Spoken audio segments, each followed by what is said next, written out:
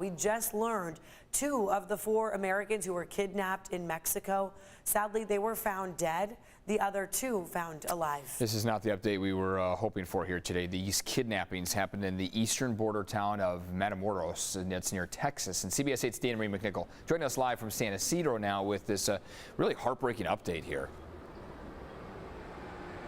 Yeah, good morning, Eric and Netta. We just received that information in the past 20 minutes and my heart broke. We hoped that 4 Americans would be able to return back to America safely, but now we know that again 2 are now dead, 1 harmed and 1 unharmed. Now we're now learning why they actually made the trip down to Mexico. It was for a cosmetic surgery, a tummy tuck.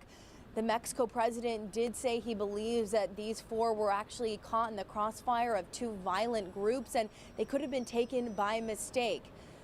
Now we're learning more about what this area is and how there is a severe travel warning against being there.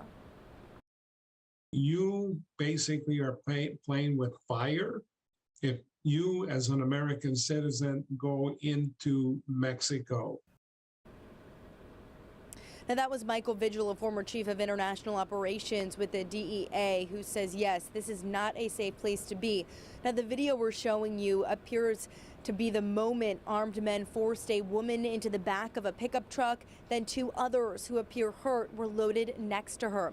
Right now, Mexico has created a special task force looking for these Americans, but now we know that they are found. The FBI says unidentified gunmen fired upon the group shortly after they crossed the border, just 12 minutes outside of Texas, driving this white minivan with North Carolina plates. Now, we do know the identity of them. They are Lativa Tay McGee, Shaid Woodward, Eric James Williams, and Zindell Brown. We don't know necessarily who were the 2 that are now dead and hurt and injured. Now, the FBI is offering a $50,000 reward for the safe return of those, so of course that will no longer be in play, but we don't know if they have arrested those responsible or not yet. This is still very preliminary information.